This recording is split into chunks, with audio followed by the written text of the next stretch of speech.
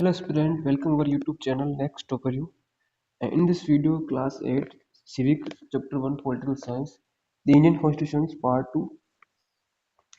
The first topic is Nepal. So we start. The country of Nepal has witnessed several people struggle for democracy. Nepal के लोग लोकतंत्र के लिए वहाँ पे जनसंघर्ष करते हैं. There was a people struggle in 1990 1990 के अंदर वहाँ पे लोग स्ट्रगल करते हैं एस्टेब्लिश डेमोक्रेसी. वहाँ पे क्या हो जाती है लोकतंत्र का एस्टेब्लिश हो जाता है. That latest that last for 12 years until 2002. 1990 से लेकर 2002 तक ये डेमोक्रेसी स्टेब्लिश रहती. In October 2002, King Gyanendra, sitting the Maoist uprising in the country is reason. और माओवादी का बढ़ता प्रभाव देखते हुए वहाँ के गाँव में वहाँ का क्या करता है. He was begin taking over different aspect of the government is the army assistant. वो आर्मी की वजह से सरकार के कुछ काम भी अपना दिन ले लेते हैं.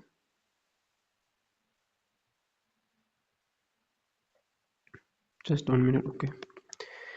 The king then finally took over as the head of the government in February 2005.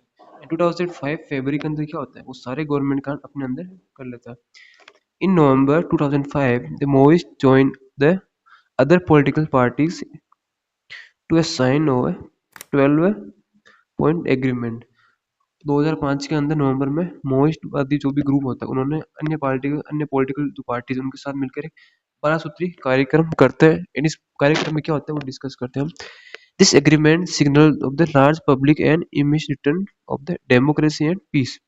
इस एग्रीमेंट से लोगों को वहां पे नेपाल में लोकतंत्र और शांति की उम्मीद दिख रही थी. In 2006, this people movement for democracy began gaining immense force. और ये लोकतंत्र में सबसे पीक पे शिखर पे चला गया था ये आंदोलन 2006 के अंदर.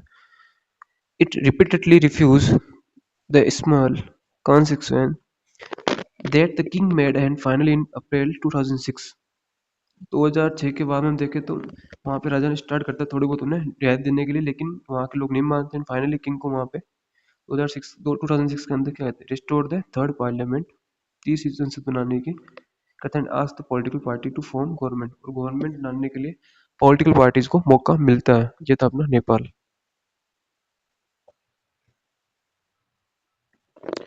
Let us try and understand what we mean by this throughout two construction situations in the recent history of Nepal. Nepal की दो घटनाएं हाल में डिस्कस करते हैं.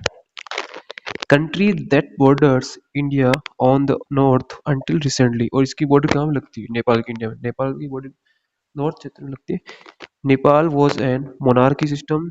The previous constitutions of Nepal which had been adopted in 1990. 1990 के अंदर नेपाल में संविधान लेकर आया, लेकिन वो संविधान किसका था मोनार्की सिस्टम का, not democracy.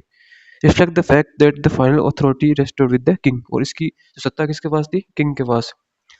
A people's movement in Nepal for the several decades to establish democracy and in 2006 2006 में नेपाल में लोकतंत्र को इस्टेब्लिश करते हैं.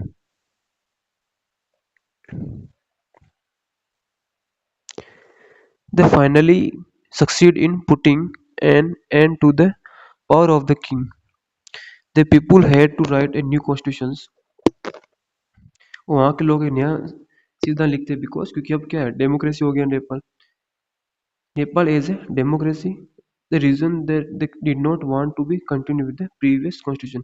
वहाँ पे कुछ रीजन हो सकते हैं जिस कारण उन्होंने जो पहले का मोनार्की का जो कॉन्स्टिट्यूशन था उसको एक्सेप्ट नहीं किया था. Maybe some reason we understood is because it did not reflect the ideal of the country. क्योंकि वो कंट्री का आइडल कह सकते हो आदर्श वो शो नहीं कर रहा था. That the want to Nepal जो नेपाल के लोग चाहते थे बिकॉज क्योंकि नेपाल अब क्या है डेमोक्रेटिक कंट्री बन चुका है इसलिए.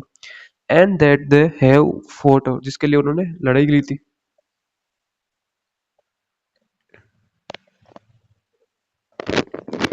As in the game of the football. ठीक उसी प्रकार ये गेम फुटबॉल में होता है. In which the change the constitution rules मतलब will change the game all together. अगर वहाँ पे फुटबॉल जैसे फॉर एग्जाम्पल फुटबॉल गेम है वहाँ पे अगर उनके रूल चेंज हो रहे इट मीन्स वो गेम भी चेंज हो जाएगा. ठीक उसी प्रकार यहाँ पे नेपाल से कनेक्ट किया गया.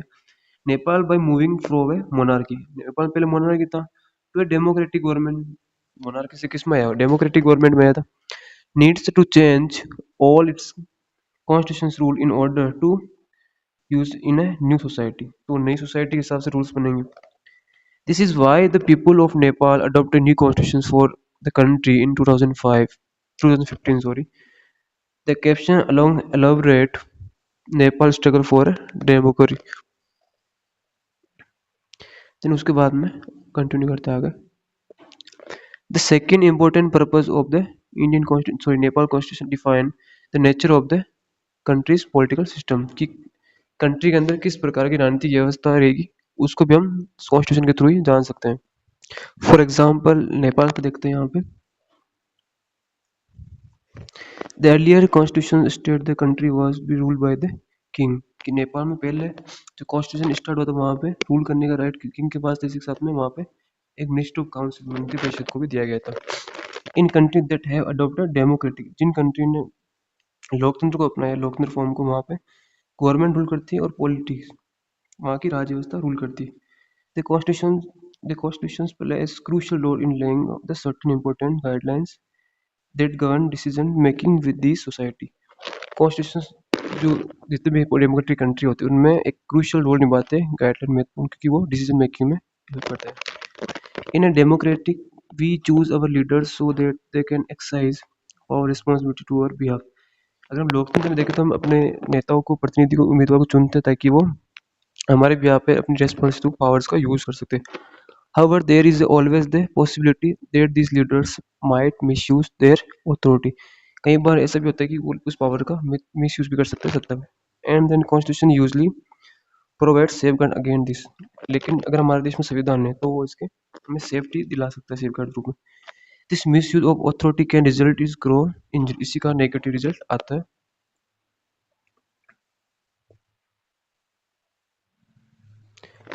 In a democratic society, the constitutions often lay down rules that guard against the misuse of the authority. अगर हम लोकतांत्रिक समाज में देखें तो संविधान ऐसे नियम तय करता है जिनके द्वारा राजनेताओं के हाथों से सत्ता के इस दुरुपयोग को रोका जा सकता है. In the case of the Indian constitutions about which you will read more later in this chapter, many of these laws are contained in the section on fundamental right.